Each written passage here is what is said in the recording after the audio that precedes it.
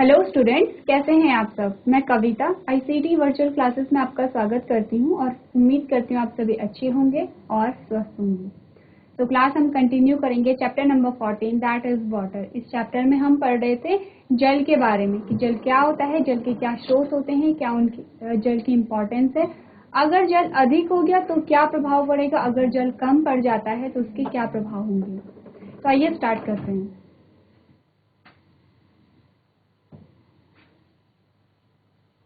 तो कल हमने बात की थी जल चक्र के बारे में, यानी कि वाटर साइकिल के बारे में। तो क्या हमने देखा था, हमने देखा कि जल चक्र में क्या हो रहा है कि पृथ्वी से जो जल है वो वाष्प के रूप में वायुमंडल में जा रहा है और वायुमंडल से फिर से वर्षा के रूप में नीचे आ रहा है।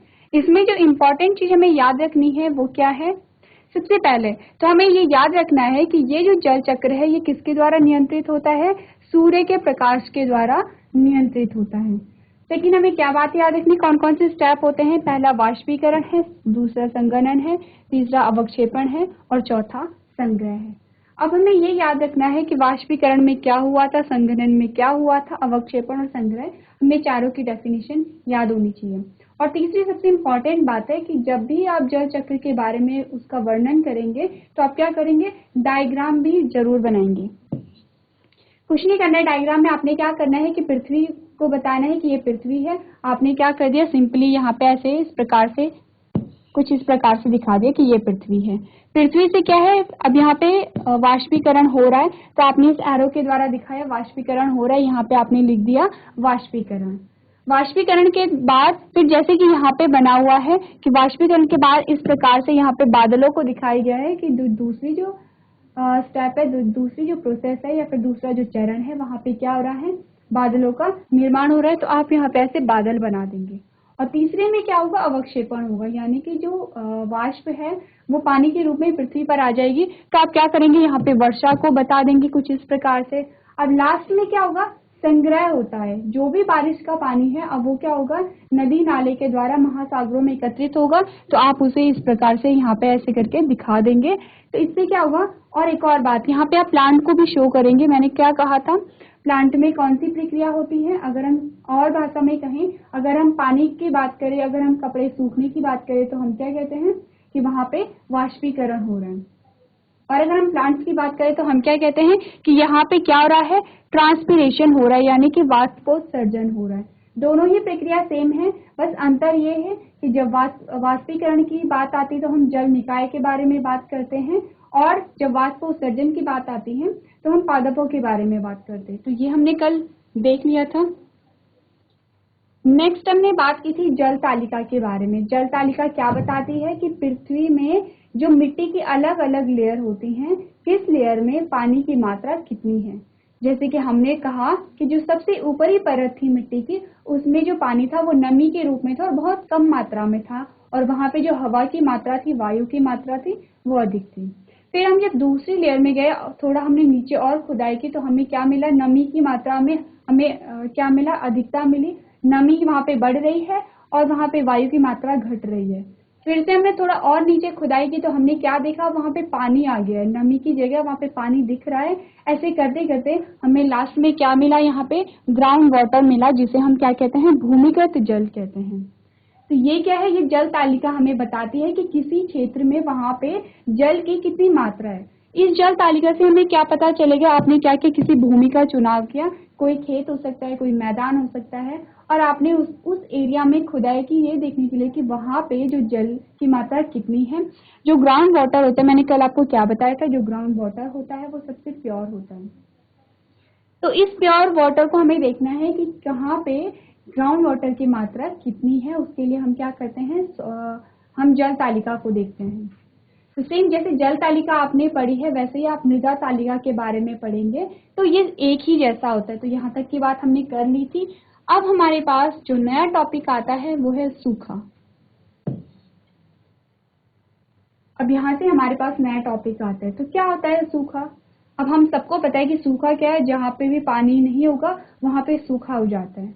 तो सूखे की स्थिति में जैसे आपको इमेज में दिख रहा है कुछ इस प्रकार की स्थिति पाई जाती है। लेकिन ये स्थिति कब होती है, जब पानी की बहुत अधिक जो मात्रा है वो कम हो जाती है। जैसे कि हमने कहा कि अगर एक वर्ष या एक वर्ष से अधिक तक अगर बिल्कुल भी बारिश नहीं होती है तो जो खेत हैं वो इस प्रकार से हमें देखने को मिलता है। इस स्थिति को क्या कहते हैं? सूखा कहते हैं, क्योंकि बारिश नहीं हुई है। नॉर्मली क्या होता है, जैसे 3 4 5 महीने में तक भी बारिश नहीं हो रही है, 6 7 महीने तक भी बारिश नहीं हो रही है, तो उस स्थिति में हम सूखा नहीं कहते हैं, क्योंकि फिर भी वहां पे क्या होता है, जो भूमिगत जल है, जो अभी हमने जल तालिका में देखा था, वहां पे क्या था? भूमिगत जल था। तो भूमिगत जल वहां पे पानी की पूर्ति करता रहता है। पानी का तो क्या है, कंटिन्यूसली यूज हम करते हैं लगातार। जिस प्रकार से हम पानी का लगातार यूज करते हैं, उसी प्रकार से जो प्लांट्स होते हैं वो भी पानी का लगातार यूज करते हैं। कैसे करते हैं? हमने क्या पढ़ा था जब हमने प्रकाश संश्लेषण के बारे में पढ़ा था, तो हमने क्या जाना था, वहां पे किन किन चीजों की आवश्यकता होती है? हमने कहा सूर्य का प्रकाश, क्लोरोफिल, जल वहां पे, और कार्बन डाइऑक्साइड, इन 4 चीजों की वहां पे आवश्यकता होती है। तो पौधे क्या होते हैं? पौधे की जो जड़ें होती है वो नियमित रूप से पानी को अवशोषित करती रहती हैं। तो ये जो पानी अवशोषित करती है, कहाँ से करेगी? जो मिट्टी में जो पानी होता है, जो पृथ्वी में जो पानी होता है, उससे करती है। तो अगर वहां पे बारिश हो रही है तो जो पौधे हैं, छोटे छोटे पौधे हैं, वो तो क्या है, जो मिट्टी में जो पानी है उसी को अवशोषित करेंगे। जो बड़े बड़े वृक्ष होते हैं वो क्या करते हैं, जो ग्राउंड वाटर है उसका यूज करते हैं, क्योंकि उनकी जड़ें बहुत फैली हुई रहती हैं, बहुत डीप रहती हैं। जब हमने पढ़ा था जड़ के प्रकार के बारे में, तो हमने क्या पढ़ा था? 2 प्रकार की जड़ें होती हैं।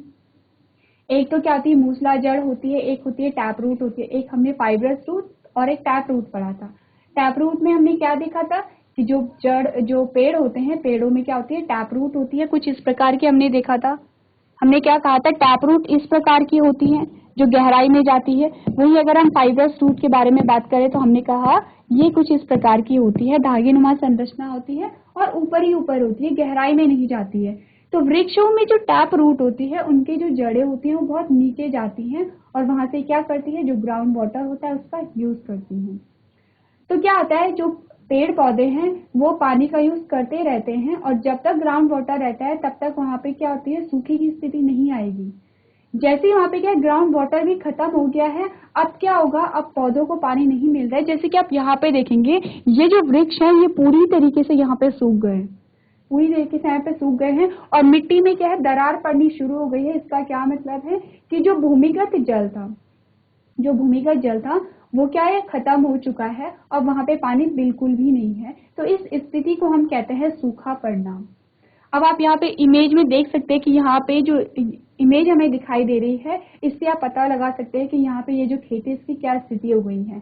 नॉर्मली हम सबने खेत देखे हैं, तो क्या होता है, वहां पे आपने हल्की हल्की दरारें देखी हैं, हल्की हल्की दरारें पड़ती हैं, लेकिन ये कैसी दरारें हैं, ये गहराई में जाके हुई हैं, यानी कि ये बहुत गहरी दरारें यहाँ पे देखने को हमें मिल रही हैं। तो क्या पढ़ेंगे हम सूखे में? आप पढ़ेंगे, यदि किसी स्थान पर 1 वर्ष या उससे अधिक समय तक वर्षा नहीं होती है तो मिट्टी वाष्पीकरण द्वारा अपना जल खो देती है। अब आपको ये क्या बता रहा है, मैंने अभी आपको क्या बताया कि एक तो जल क्या कर रहे हैं, जो पादप है, जो प्लांट्स है, वो कंटिन्यूसली यूज कर रहे हैं, वहां से जो पानी का अवशोषण वो कर रहे हैं। अब क्या होता है कि जो पेड़ पौधे हैं, पेड़ पौधे पूरे पानी का उपयोग नहीं करते हैं। उन्होंने क्या किया, कुछ पानी का यूज किया। अब जो अतिरिक्त पानी था उसका क्या हो गया है, वाष्पोत्सर्जन की प्रक्रिया हो गई है। क्या होती है वाष्पोत्सर्जन की प्रक्रिया? कि पौधे की पत्ती के द्वारा पानी वाष्प के रूप में, पानी की जो हानि होती है उसे हम क्या कहते हैं, वाष्पोत्सर्जन कहते हैं। यानी पत्ती से क्या होगा, पानी भाप के रूप में बाहर निकल जाता है। एक तो यहाँ से पानी का उपयोग हो रहा है। सेकेंड, आपको क्या बताया गया है कि वहां पे जो वाष्पीकरण की प्रक्रिया चलती रहती है। जब हमने जल चक्र के बारे में पढ़ा था तो हमने क्या देखा था, हमने देखा था कि जो सूर्य की जो किरणें हैं, जहां जहां पे पानी होगा वहां पे पानी का क्या है, तापमान बढ़ जाता है। तो क्या है, जो मिट्टी है, जो पृथ्वी है, वहां पे भी पानी होता है। तो वहां पे अगर हम मैदानों की बात करें, अगर हम इस इमेज की बात करें, तो यहाँ पे क्या हुआ होगा कि एक तो पौधे यहाँ पे पानी यूज कर रहे हैं, दूसरा यहाँ पे वाष्पीकरण की प्रक्रिया लगातार हो रही है। अब क्योंकि बारिश नहीं होगी तो इसका क्या मतलब है कि वहां पे धूप निकलती है, रोज निकलती है, रोज वहां पे वाष्पीकरण हो रहा है। तो 2 तरीके से वहां पे पानी की हानि हो रही है। एक तो क्या है, पौधे इस्तेमाल कर रहे हैं, दूसरा क्या हो रहा है, वाष्पीकरण हो रहा है। तो नेक्स्ट हमने क्या देखा कि जब यहाँ पे क्या होता है कि मिट्टी वाष्पीकरण के द्वारा अपना जल खो देती है, तो इस स्थिति को हम क्या कहते हैं, सूखा पड़ना कहते हैं। नेक्स्ट आपने क्या देखा, पौधों से वाष्पोत्सर्जन प्रक्रिया द्वारा भी पानी की हानि होगी। अभी हमने ये बात कर ली है कि पानी जो पौधों के द्वारा जो पानी की हानि होती है उसे हम क्या कहते हैं, वाष्पोत्सर्जन कहते हैं। नेक्स्ट हमने क्या देखा, नदियां, तालाब और कुएं सूख जाएंगे और जल स्तर नीचे गिर जाएगा। अब यहाँ पे ये तो हमने मैदान में देखा कि यहाँ पे पानी की कमी हो रही है, लेकिन जो और जल निकाय हैं, जो वाटर बॉडीज होती हैं, जल निकाय क्या आपको बताया गया, जहाँ पे भी जल होता है, चाहे वो नदी हो, चाहे वो तालाब हो या समुद्र हो, इन सभी को हम क्या कहते हैं, जल निकाय कहते हैं। यानी जहाँ पे भी पानी प्रेजेंट होगा, जहाँ पे भी पानी उपस्थित होगा, उसे हम जल निकाय कहते हैं। तो जल निकाय में जो पानी का स्तर है वो घटने लग जाता है। क्यों, अब ये घट क्यों रहा है, हमने यही वाटर साइकिल में पढ़ा था। ये जो जल स्तर है वो क्यों घट रहा है, हमने क्या कहा था, हमने कहा जब बारिश हुई तो यहाँ से लास्ट जो हमारे पास पॉइंट आया था, ये आया था संग्रह। संग्रह से क्या मतलब है कि यहाँ पे हमने क्या देखा कि जब यहाँ पे वाष्पीकरण हुआ होगा तो यहाँ पे जल स्तर थोड़ा नीचे हुआ होगा, क्योंकि पानी क्या है, वाष्प के रूप में ऊपर उड़ रहा है, पानी में थोड़ी सी कमी आई होगी। फिर यहाँ पे हमने क्या देखा, जब यहाँ पे बारिश हुई है तो उस बारिश से अब क्या हो रहा है, पानी का संग्रह हो रहा है, यानी जितना पानी जल निकाय से कम हुआ था अब वो पानी वहां पे भर रहा है, यानी कि चार्ज हो रहा है। यही चीज हम क्या देखेंगे, यहाँ पे ग्राउंड वाटर में देखेंगे। कल हमने क्या बात की थी, हमने कहा था पृथ्वी के सबसे निचले तल पे जो पानी होता है उसे हम ग्राउंड वाटर कहते हैं या भूमिगत जल कहते हैं, जिसे हम हैंडपंप के द्वारा निकालते जो पानी, वही ये पानी है। तो अगर यहाँ पे क्या हुआ कि हम पानी को निकालते जा रहे हैं, हम पानी का उपयोग करते जा रहे हैं, लेकिन बारिश नहीं हो रही है, तो हम पानी को निकालते, अब मेन सोर्स क्या है, पानी का मुख्य स्रोत क्या है, बारिश है। क्योंकि क्या होगा, ग्राउंड वाटर को हम निकालते चले जाएंगे, लेकिन बारिश का पानी आएगा और यहाँ से फिर से इसे चार्ज कर देगा, बारिश का पानी आएगा और ग्राउंड वाटर में भूमिगत जल फिर से क्या होगा, अपनी लेवल पे आ जाएगा। तो हमने क्या देखा कि पहले जो ग्राउंड वाटर का जो स्तर था वो इतना था, यानी इतने स्तर में ग्राउंड वाटर था। फिर क्या हुआ कि हम पानी का उपयोग करते गए और यहाँ पे बारिश नहीं हो रही है, तो अब इसका जो स्तर है वो इतना हो गया है। तो अगर बारिश आती है तो क्या होगा, ये फिर से ये स्तर भर जाएगा और यहाँ तक चला जाएगा। इसे हम कहते हैं कि जो ग्राउंड वाटर है वो चार्ज हो रहा है। पर अगर बारिश नहीं आती है तो यहाँ पे ग्राउंड वाटर चार्ज नहीं होगा, धीरे धीरे ये स्तर यहाँ से नीचे आता चला जाएगा। तो इससे क्या होगा, जो ग्राउंड वाटर है, ग्राउंड वाटर भी यहाँ पे कम होता चला जाएगा। तो हम ये क्या पढ़ रहे थे, हम बात कर रहे थे सूखे की। तो इसके बाद हमने क्या देखा, हमने देखा ये सब इंसानों, जानवरों और जंगली पौधों को प्रभावित करेगा। कौन प्रभावित करेगा, सूखा। ये जो सूखा पड़ रहा है इसका जो सीधा प्रभाव कहाँ पे पड़ेगा, जो जीव होंगे। सबसे पहले हमने कहाँ पे देखा, पादपों में देखा। अब पहले तो हमें डायरेक्टली हमें ही पानी की आवश्यकता होती है। हम क्या कहते हैं, पानी हमें पीने के लिए चाहिए, हमें खाना बनाने के लिए चाहिए, हमें अपनी दैनिक दिनचर्या में हर एक काम करने के लिए पानी चाहिए। पहले तो हमें डायरेक्टली पानी चाहिए होता है। सेकंड क्या होता है, पानी नहीं है तो यहाँ पे फसल नहीं हो रही है, फसल नहीं होगी तो हमें कोई भी भोज्य पदार्थ नहीं मिलेंगे। दूसरा संकट हमारे पास ये आ जाता है। तो इसीलिए कहा गया है कि इसका जो डायरेक्ट प्रभाव पड़ता है वो सभी पे पड़ेगा, चाहे वो इंसान हो, चाहे वो जानवर हो या फिर वो जंगली पौधे हो। नेक्स्ट हमने क्या देखा, यदि लगातार 1 या 2 साल तक यह जारी रहता है तो इंसान तो इसका परिणाम सूखे में होता है। अब इसका अगर ये जो सूखा है ये जारी रहेगा तो एक टाइम पे क्या होगा, सारे जो प्लांट्स है वो खत्म हो जाएंगे, प्लांट्स के साथ साथ जो भी जीव हैं वो भी खत्म हो जाएंगे। तो हमने यहाँ पे क्या देखा, इसका परिणाम क्या होता है, इसे हम क्या कहते हैं, सूखा कहते हैं। तो ये तो था सूखा। अब क्या सूखे के परिणाम क्या है, तो सूखे के परिणाम हम सभी जानते हैं, हम डिस्कस कर ही रहे हैं कि क्या होगा सूखे के परिणाम। क्या होगा, सूखे का परिणाम फसल ना होना हो सकता है। अब सबसे पहले तो सूखे पड़ने से क्या होगा कि पहले तो जो जितने भी जीव हैं, जितने भी लिविंग ऑर्गेनिज्म है या जीवित प्राणी है, उनमें क्या होगा, उन्हें पानी की कमी होगी। यानी फिर लोगों को क्या करना पड़ेगा, कॉम्प्रोमाइज करना पड़ेगा। पानी जहाँ पे वो 1 बाल्टी पानी यूज कर रहे हैं वहां पे वो आधा ही कर पाएंगे, क्योंकि पानी की कमी होने लगेगी। और धीरे धीरे क्या होगा, फसलें जो उगना बंद हो जाएंगी क्योंकि उन्हें पानी नहीं मिलेगा। अब अगर फसलों को, पौधों को पानी नहीं मिल रहा है तो फोटोसिंथेसिस नहीं हो रही है, फोटोसिंथेसिस नहीं हो रही है तो वहां पे पौधों में भोजन का निर्माण नहीं हो रहा है। और अगर भोजन नहीं मिलेगा पौधों को तो जो पौधे हैं उनकी मृत्यु तो निश्चित है, क्योंकि ये सभी हम जानते हैं कि हमें जीवित रहने के लिए भोजन की आवश्यकता होती है। लेकिन हमने क्या देखा, हमने देखा भोजन और चारे की उपलब्धता घटेगी। अब जब फसल नहीं हो रही है तो भोजन की उपलब्धता नहीं होगी, यानी भोजन नहीं मिलेगा, और जो पशु हैं उन्हें चारा नहीं मिलेगा। ऐसी स्थिति में समग्र परिणाम से मनुष्य और जानवरों के जीवन को नुकसान होगा। अब अगर क्या होगा, सूखे की स्थिति बनी रहती है तो यहाँ पे क्या होता है, यहाँ पे पूरी जो जीव है उन्हें नुकसान होगा। कैसे नुकसान होगा, धीरे धीरे उनकी क्या होती रहेगी, मृत्यु होती रहेगी। तो ये क्या है, सूखे का परिणाम है। तो आप क्या करेंगे, आपने इसे अपनी कॉपी में नोट करना है, और अगर आपको अच्छे से समझ आ गया है तो आप अपनी लैंग्वेज में भी लिख सकते हैं कि सूखा क्या होता है, सूखा क्यों होता है, और सूखे के क्या परिणाम होते हैं। तो आप ये अपनी कॉपी में नोट करेंगे।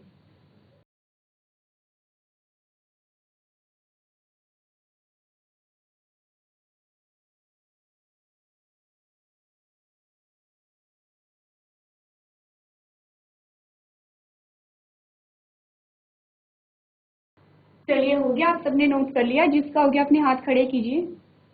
तो इसके बाद हमारा जो नेक्स्ट टॉपिक आता है, अभी हमने क्या देखा, हमने देखा अगर क्या होगा अगर पानी की कमी हो जाएगी।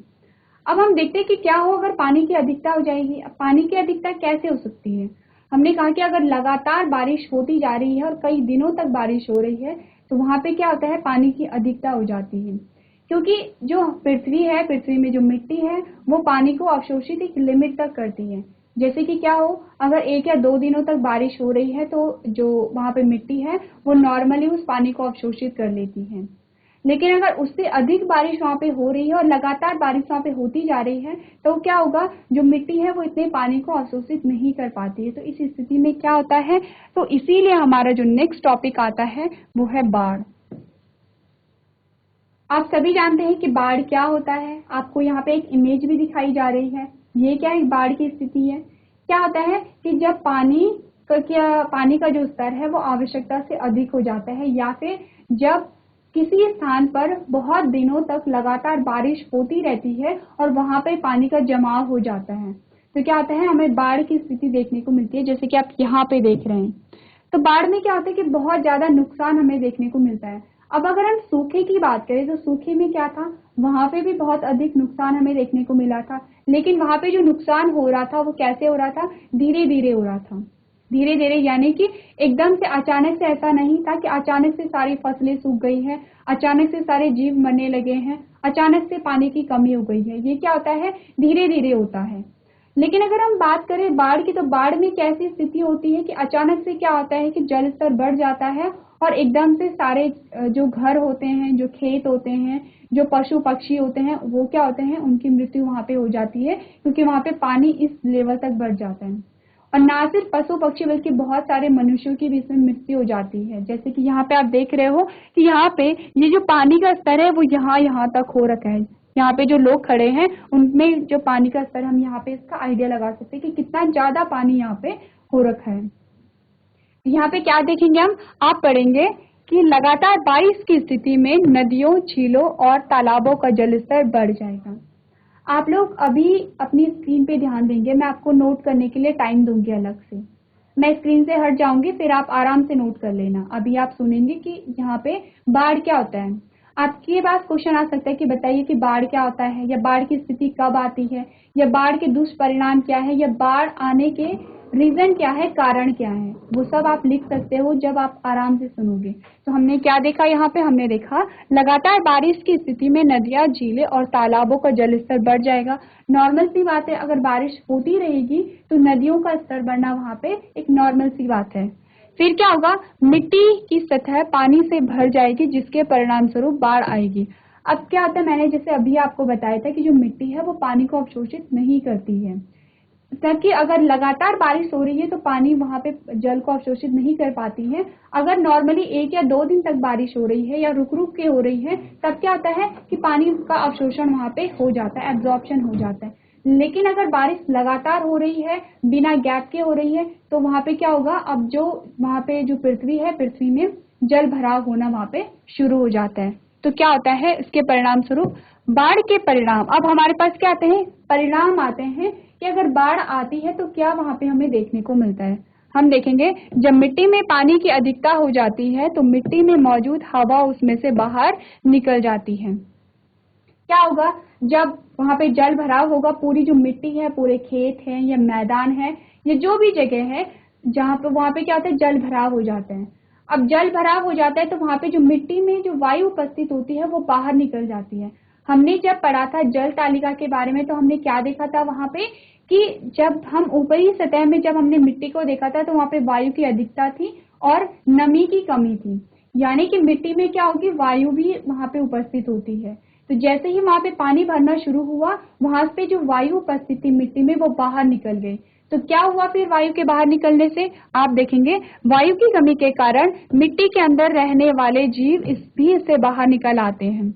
अब जैसे ही कि आपने देखा होगा कि मिट्टी के अंदर बहुत सारे क्या होते हैं, सूक्ष्म जीव रहते हैं। कुछ छोटे छोटे कीड़े मकोड़े रहते हैं, कुछ बहुत इतने सूक्ष्म रहते हैं कि जिन्हें हम देख नहीं पाते हैं। और ये सारे ही जो सूक्ष्म जीव होते हैं ये मिट्टी की उपजाऊ क्षमता बनाने के लिए इम्पोर्टेंट होते हैं। जैसे कि आपने देखा होगा कि केंचुए आपने देखे होंगे, आप सभी ने गोबर देखा होगा, गोबर के अंदर क्या होते हैं, केंचुए होते हैं। तो वो केंचुए क्या माना जाता है कि वो मिट्टी के लिए अच्छे होते हैं क्योंकि वो वहां पे खाद का निर्माण करते हैं। तो इसी प्रकार से वहां पे क्या होते हैं, बहुत सारे सूक्ष्म जीव होते हैं और वहां पे वो भी क्या होते हैं, अगर वहां पे हवा नहीं रहेगी तो वो भी क्या हो जाते हैं, वहां से बाहर निकल जाते हैं या फिर उनकी मृत्यु हो जाती है। नेक्स्ट क्या आता है, भारी वर्षा से बाढ़ के कारण फसलों को नुकसान होता है। अब पहला तो ये है कि जो मिट्टी में उपस्थित जो सूक्ष्म जीव है उनकी मृत्यु हो जाएगी। दूसरा यहाँ पे क्या परिणाम है कि भारी वर्षा से, पहला कारण ये है कि यहाँ पे क्या होगा कि वायु की कमी के कारण वहां पे सूक्ष्म जीवों की मृत्यु हो जाएगी जो कि मिट्टी की उपजाऊ क्षमता के लिए अनिवार्य है। दूसरा कारण यह है कि भारी वर्षा से वहां पे क्या होगा, फसलों को नुकसान हो जाएगा क्योंकि क्या है, पूरी जो फसल है वो पानी में डूब जाएगी और इस प्रकार से क्या होता है, वहां पे जो पौधे हैं वो सड़ जाते हैं। नेक्स्ट हमने क्या देखा, बाढ़ के लिए जिम्मेदार कारक। अब क्या होता है कि बाढ़ क्यों आई, उसके लिए क्या जिम्मेदार कारक थे, तो कौन कौन से कारक थे, बहुत सारे इसमें कारक हो सकते हैं। ये कारक वर्षा की तीव्रता, अब कारक आपको बताए जा रहे हैं, कारण आपको बताए जा रहे हैं कि क्या कारण रहा होगा कि वहां पे बाढ़ आई है। कौन कौन से कारण आपको बताए, एक तो जैसे मैंने आपको बताया कि वर्षा की तीव्रता, यानी कि वर्षा कैसे हो रही थी, बहुत तेजी से हो रही थी और लगातार हो रही थी। तीव्रता के साथ साथ अवधि भी यहाँ पे आएगा, यहाँ पे तीव्रता और अवधि दोनों ही आए हैं। तीव्रता क्या बता रही है कि बारिश बहुत तेजी से हो रही थी, अवधि क्या बता रही है कि यहाँ पे बारिश लगातार हो रही थी। नेक्स्ट हमने क्या देखा, मिट्टी की स्थिति। अब मिट्टी की स्थिति क्या होती है, कुछ मिट्टी ऐसी होती है कि जो पानी को बहुत कम अवशोषित कर पाती है और कुछ मिट्टी ऐसी होती है कि जो पानी को अधिक एब्जॉर्ब कर पाती है, अधिक अवशोषित कर पाती है। अब आपने देखा होगा रेत, तो रेत में क्या है, पानी वो बहुत कम अवशोषित कर पाता है। वहीं अगर हम चिकनी मिट्टी की बात करें तो वो क्या है, पानी को ज्यादा अवशोषित कर पाती है। मिट्टी की स्थिति होती है और दूसरा सबसे बड़ा कारण होता है कि जमीन पर पेड़ पौधों की उपस्थिति, यानी कि जहाँ पे बहुत अधिक पेड़ होंगे, अधिक मात्रा में पेड़ होंगे, अच्छी मात्रा में पेड़ होंगे, वहां पे क्या होगा, वहां पे वो मिट्टी को जकड़ के रखते हैं। मिट्टी को जकड़ के रखेंगे तो क्या होगा, वो पानी को होल्ड कर पाएंगे, पानी को रोक पाएंगे। और जहाँ पे पेड़ नहीं होते हैं वहां पे क्या होगा कि जो मिट्टी है मिट्टी को जकड़ के नहीं रखते हैं, क्योंकि जो पेड़ की जड़ें होती हैं वो क्या करती हैं, मिट्टी को जकड़ के रखती हैं, तो मिट्टी को बहने से रोकेंगी। अब जब बाढ़ आएगी तो मिट्टी बहुत आसानी से नहीं बह सकती है क्योंकि बहुत सारे पेड़ हैं और पेड़ों की जो जड़ें हैं, जड़ों के बीच में मिट्टी फंसी हुई है, अच्छी तरीके से फंसी हुई है। तो क्या होता है, वहां पे पानी भी वहां पे एब्जॉर्ब हो जाता है, अवशोषित हो जाते हैं। अब अगर पेड़ नहीं है वहां पे तो क्या होगा, वहां पे पेड़ नहीं है तो पेड़ की जड़ें भी नहीं होंगी, पेड़ की जड़ें नहीं है तो अब वहां पे जो मिट्टी है, मिट्टी वहां पे मिट्टी की जो स्टेबिलिटी है, जो स्थिति है वो किस प्रकार की होगी कि वहां पे पानी आएगा और आसानी से पानी को मिट्टी को बहा करके लेके चला जाएगा। अब जब मिट्टी को बहा करके लेके जा रहे हैं तो यही स्थिति हम बाढ़ आना कह रहे हैं। तो यहाँ पे क्या क्या कारण है, सबसे पहले आपके पास क्या है कि बाढ़ किसे कहते हैं, सबसे पहला आपके पास आया कि बाढ़ किसे कहते हैं, परिभाषा आई है। सेकंड हेडिंग आपके पास जो आई है, सेकंड हेडिंग आपके पास आई है कि बाढ़ के क्या परिणाम है। ये हमारे पास दूसरी हेडिंग है कि क्या परिणाम है बाढ़ के। तो बाढ़ के परिणाम हमने यहाँ पे, वैसे तो बहुत सारे हैं लेकिन दो हमने क्या देखे कि एक तो जो सूक्ष्म जीव हैं वो मर जाते हैं, दूसरा हमने क्या देखा, फसलों का नुकसान हो जाता है। तीसरा क्या है कि जो मानव जनजाति है उसे भी हानि पहुंचती है, लोगों के घर बह जाते हैं, डूब जाते हैं, बहुत सारी वहां पे हानि हो सकती है। तो आप अपनी तरफ से भी वहां पे जोड़ सकते हैं कुछ पॉइंट्स कि यहाँ पे क्या क्या परिणाम होते हैं बाढ़ के। और तीसरा हमने क्या देखा, हमने कहा कि बाढ़ के लिए कौन कौन से कारक जिम्मेदार हैं, यानी कि बाढ़ आने के क्या क्या कारण हैं। तो हमने कहा कि बाढ़ आने के सबसे पहला जो कारण है वो है वर्षा की तीव्रता और वर्षा की अवधि।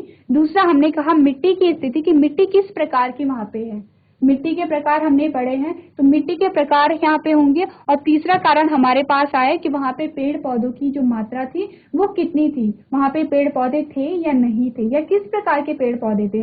अगर छोटे छोटे पौधे होंगे तो वो क्या है, उनकी जड़ें कहाँ होती है, सिर्फ ऊपर ऊपर होती हैं, तो वो मिट्टी को उतनी अच्छी तरीके से जकड़ नहीं पाते हैं। अगर वृक्ष वहां पे होंगे तो उनकी जड़ें क्या होंगी, बहुत नीचे होंगी, गहराई में होंगी, और वो मिट्टी को अच्छे से जकड़ पाएंगे। तो ये सारे रीजन थे किसके, बाढ़ के। तो ये आप अपनी कॉपी में से नोट करेंगे।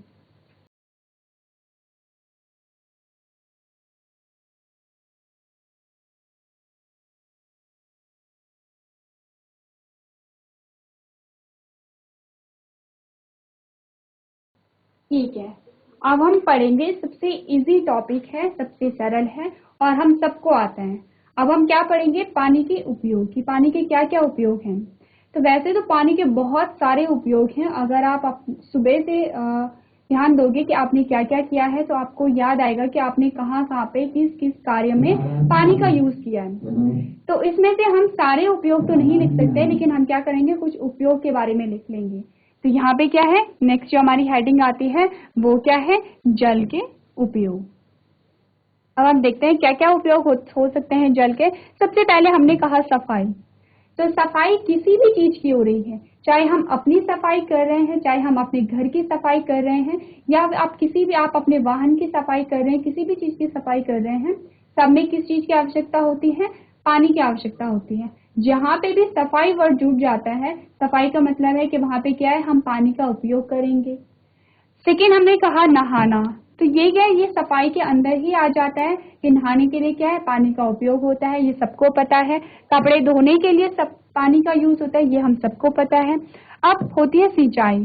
सिंचाई सबको पता है, सिंचाई क्या होती है कि जो हम खेतों में पानी डालते हैं, खेतों में क्या है, फसलें उगाते हैं और वहां पे पानी डालते हैं, नहरों के द्वारा डालते हैं, कहीं पे नहरें होती हैं, और जो हमारे घर के पास होते हैं वहां पे हम पाइप का यूज करते हैं, तो हम पाइप से वहां पे पानी डालते हैं। तो क्या होता है, वहां पे सिंचाई की जाती है। अब हमने कहा नेक्स्ट बागवानी। सबके घर में गार्डन है, तो हम क्या करते हैं कि गार्डन में पानी का यूज करते हैं। फिर हमने कहा भोजन पकाना। यहाँ पे क्या है, सबको पता है कि भोजन बनाने के लिए हम पानी का यूज करते हैं। नेक्स्ट है बिजली पैदा करने के लिए। अब ये आपको पता होगा या फिर नहीं होगा, तो आज आपको पता चल गया है कि बिजली के निर्माण में वहां पे पानी उपयोग होता है, पानी का उपयोग किया जाता है। नेक्स्ट है उद्योगों में, जितनी भी फैक्ट्रीज होती हैं वहां पे क्या होता है, वहां पे भी पानी का यूज होता है। और लास्ट में हमने क्या देखा, मनोरंजक गतिविधियां, जैसे कि तैराकी में भी पानी का यहाँ पे यूज होता है। स्विमिंग पूल सबने देखे हैं, चलिए स्विमिंग पूल नहीं भी देखा होगा तो आपने फोटो में देखा होगा, या फिर जो आप देखते हो गांव में जो छोटी छोटी नदियां होती हैं वहां पे भी स्विमिंग करते हैं। तो यहाँ पे क्या है, पानी का जो यूज हो रहा है वो किस रूप में हो रहा है, मनोरंजक गतिविधियों में हो रहा है पानी का यूज। तो ये क्या है, सारे पानी के उपयोग है। ये आप अपनी मर्जी से भी लिख सकते हो, ऐसा नहीं है कि आपको यही लिखना है। आपको जहाँ जो जो पॉइंट याद आ रहे हैं, जहाँ जहाँ पे पानी का यूज होता है वो सारे आप यहाँ पे लिख सकते हैं। तो आज हमने क्या पढ़ा, हमने पढ़ा बाढ़ के बारे में, सूखे के बारे में, पानी के क्या क्या उपयोग हो सकते हैं। तो आज के सेशन में हम इतना ही करेंगे। इसके आगे का जो पोर्शन है उसे हम नेक्स्ट क्लास में कंटिन्यू करेंगे। तो आपको क्या करना है, जो भी आपको पढ़ाया गया है वो सब आपको रिवाइज करना है।